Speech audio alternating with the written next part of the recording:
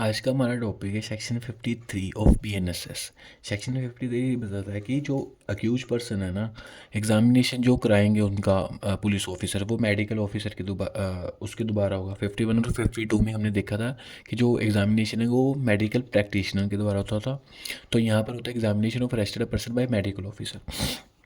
सब सेक्शन 1 कहता when any person is arrested, ठीक है, he shall be examined by the medical officer in the service of the central government और state government. कि वो कहता है कि अगर कोई भी बंदे को आपने अरेस्ट किया तो उसका जो एग्जामिनेशन होगा ना, तो वो किसी मेडिकल ऑफिसर के द्वारा होगा जो सेंट्रल गवर्नमेंट और स्टेट गवर्नमेंट के अंडर काम करता है। And in case the medical officer is not available by registered medical practitioner soon after the arrest is made. अगर भाई वो दोनों ऑफिसर नहीं है, ठीक है, तो वो मेडिकल प्रैक्टिशनर उसको जो है एग्जामिन करेगा। सेक्शन 51 और 52 में जो लिखा हुआ है। लेकिन इसकी प्रोविज़न है, provided that if the medical officer or the registered medical practitioner is of the opinion that one more examination of such person is necessary, he may do so। अगर उसको लगता है कि भाई एक से उनको नहीं, आपका जो सेटिस्फिकेशन कि ये जो है मेडिकल जो एग्जामिनेशन नहीं सही हुआ है, उनको लगता है कि और करना चाहिए, तो वो कर सकते हैं कि हाँ, कि हमें ये चीज़ लगती है कि ये रह गया, कुछ भी रीज़न से वो एक से ज़्यादा टाइम जो है उसका मेडिकल एग्जामिन कर सकते हैं।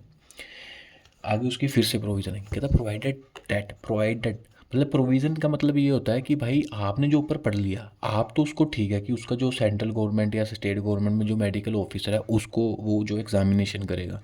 लेकिन प्रोविज़न ये कहती है कि भाई आप मेरी सुनो, पहले आपने कह तो दिया कि ठीक है, लेकिन ये कहती है कि भाई अगर मेडिकल ऑफिसर को लगता है, ये भी चीज़ उसमें इंक्लूड है। आप सिर्फ ऊपर वाली पढ़ के ये नहीं कह सकते कि ये काम होगा। अगर प्रोविज़न में उसको बार किया गया है किसी भी चीज़ को, तो प्रोविज़न की ज़्यादा चलेगी, बाद में आप उस चीज़ को मानोगे। अब जैसे यहाँ लिखा हुआ है, provided further that where the accused person is female the examination of the body shall be made only by under the supervision of female medical officer and in case the medical officer is not available by registered medical practitioner. वो कहता है कि भाई आपने कर तो लिया कि मेडिकल जो है ऑफिसर उसको एग्जामिन करेगा, लेकिन आपने पूरा नहीं उसमें डिटेल बताई। तो ये प्रोविज़न ये बताती है कि भाई आप मेरी भी सुनो कि अगर कोई फीमेल आपके पास एक्यूज आ रही तो वो उसका जो एग्जामिनेशन होगा बाय रजिस्टर्ड मेडिकल, सबसे पहले मेडिकल ऑफिसर, अगर if she is not available then and in that case the medical practitioner will be examine to the accused, ठीक है। आगे subsection 2, the medical officer or registered medical practitioner so examining the arrested person shall prepare the record of such examination mentioning therein the injury or marks of the violence upon the accused person and the approximate time when such injury or marks may have been inflicted। वो कहता है जो भी उसको medical officer या medical practitioner accused को examine कर रहे हैं, वो ये लिखेंगे कब उसको इंजरी आई, क्या इंजरी है और कब इसको इन्फ्लिक्ट हुई होंगी। सेक्शन 3 कहता है where an examination is made under subsection 1 a copy of the report of such medical examination shall be furnished by the medical officer or medical practitioner as the case may be to the arrested person or person nominated by such arrested person। अब उन case में क्या था कि अगर medical practitioner 51 और 50 में करता तो वो आईओ को देता था। तो 53 ये कहता है कि अगर भाई आप अरेस्टेड पर्सन का एग्जामिनेशन करते हो, you have to give that report to accused person or a person nominated by the accused person, not to the police officer or any other person जो उनके अंडर काम कर रहा है। ये बड़ा इंपॉर्टेंट है कि भाई आप 53 में जो रिपोर्ट है, आप मेडिकल की जो रिपोर्ट है आप उसके अक्यूज या उसके बताए हुए बंदे को दोगे। आगे section 54 identification of person arrested. ये वो जो हम टेस्ट आइडेंटिफिकेशन रेट पढ़ते हैं TIP सेक्शन 9 वाला, उसमें एविडेंस में सेक्शन 54 करता है identification of person accuse, person arrested. जो बंदा अरेस्ट हुआ उसकी आइडेंटिफिकेशन करवानी। Where a person is arrested on a charge of committing an offence and his identification by any other person और a person is considered necessary for the purpose of investigation of such offence. कहता है कि अगर आपने किसी भी बंदे को अरेस्ट कर लिया और उसकी अरेस्ट तो कर ली, लेकिन ये उस केस में लगता है कि इसकी जो है आइडेंटिफिकेशन करानी जरूरी है, तो वो कहता है द कोर्ट हैविंग जुरिडिक्शन में on the request of the police officer in charge of police station direct the, मतलब अब ये कहता है कि जिसके पास जुरिडिक्शन है वो कोर्ट किसकी रिक्वेस्ट पे, पुलिस ऑफिसर की, ना कि कंप्लेनेंट की, ना किसी और की, सिर्फ पुलिस ऑफिसर की। Having jurisdiction may on the request of police officer incharge of police station, ये भी याद रखना, ये प्री में क्वेश्चन आया था। Incharge of police station direct the person so arrested to subject himself to identification by any person or persons in such manner as the court may deem it।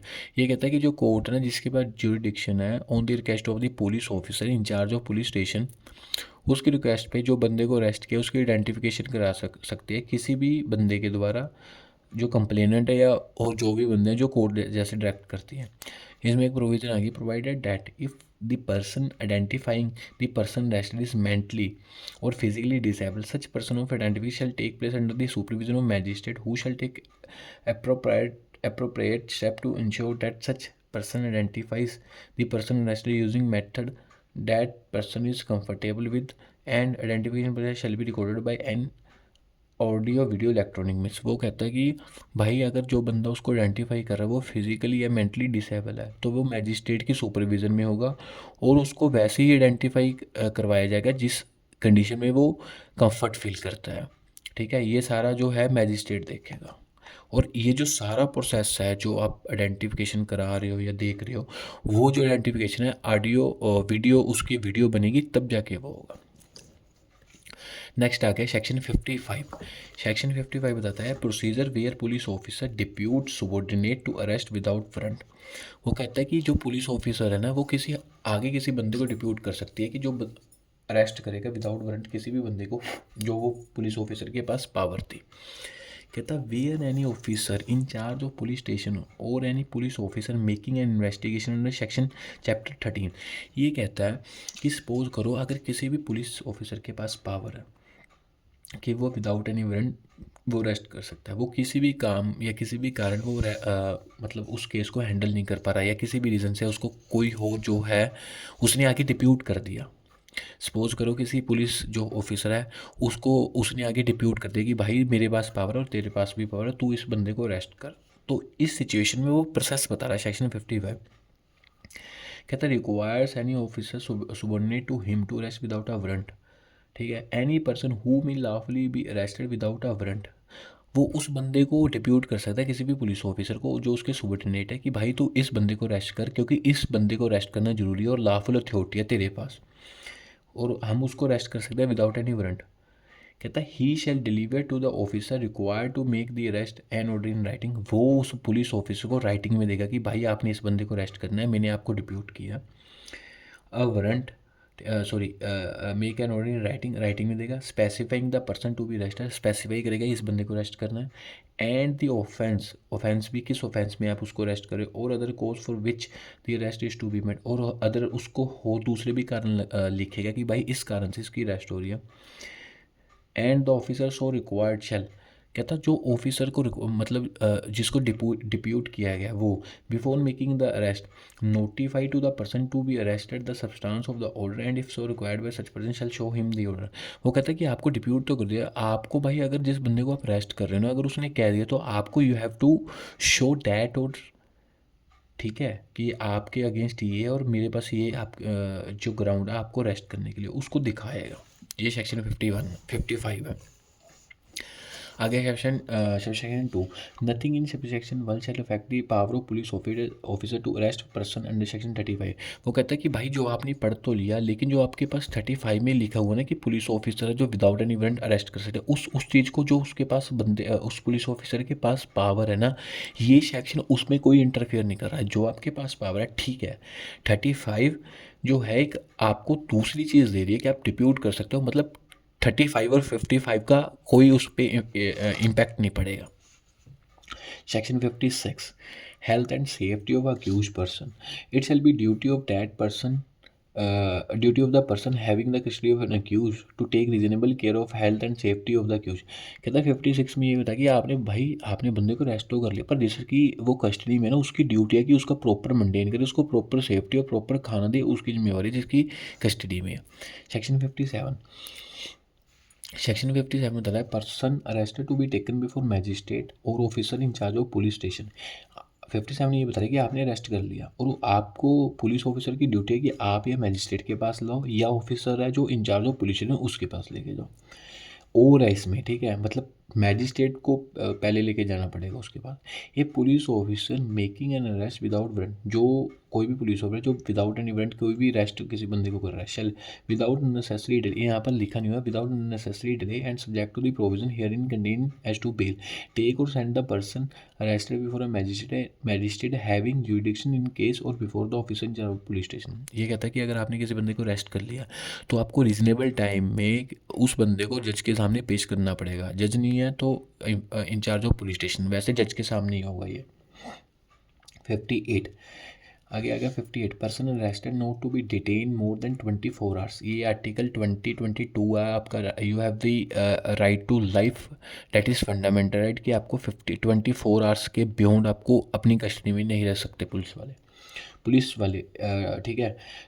ये आ गया सेक्शन 58, कहता है no police officer, कोई भी police officer, no police officer shall detain in the custody of a person arrested without warrant for a longer period than under all the circumstances of a case is reasonable and such period shall not in the absence of a special or magistrate under section 180 exceed 24 hours exclusive of the time necessary for the journey from the place of arrest to the magistrate court whether having jurisdiction।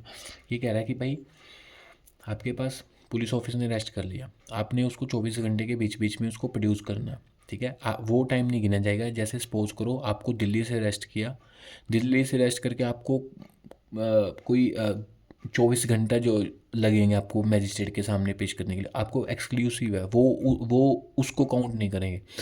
आपको अगर 24 घंटे में आपने किसी को arrest किया है, आपको 24 घंटे के बीच बीच में आपको प्रोड्यूस करना पड़ेगा उस अक्यूज को किसी भी मैजिस्ट्रेट के सामने जिसके पास वो मतलब चाहे ज्यूडिक्शन है या नहीं है आपको, लेकिन 24 घंटे के बीच बीच में करना पड़ेगा। हाँ, लेकिन अगर बेलेबल ऑफेंस है आप उसको बेल दे के आप छोड़ दोगे, ठीक है। लेकिन अगर आपने नॉन बेलेबल है जिसमें आपको बेल प्रोवाइड नहीं किया गया कि इसमें बेल की प्रोविज़न है, तो इन डैट केस आपको उसको अरेस्ट करके within 24 hours you have to produce that accuse person before the magistrate. ये था हमारा 58। 59 कहता है police to report apprehensions, officer in charge of police station shall report to the district magistrate और if he so direct to the SDM sub divisional magistrate the case of all person arrested without warrant within the limit of their respective station whether such person have been admitted और to bell और otherwise. इसमें police की duty बताई गई है कि जो officer in charge of police station है आपको बताना पड़ेगा हमने इस एरिया में इतनी इतनी अरेस्ट की, इतने दिनों उनको बेल पे छोड़ दी, किसको बताओगे आप, डिस्ट्रिक्ट मैजिस्ट्रेट को या एसडीएम को। आगे गया 16 section 60, discharge of person apprehended, no person who has been arrested by police shall be discharge except on a bail his bail bond और under the special order of the magistrate. अगर आपको पकड़ लिया police officer ने, आपको जब तक वो आपको डिस्चार्ज नहीं करेंगे जब तक आपके पास बेल ऑर्डर नहीं है और आपने बेल बॉन्ड भरे नहीं, जब तक आपको छोड़ेंगे नहीं वो। ये था हमारा सेक्शन 60।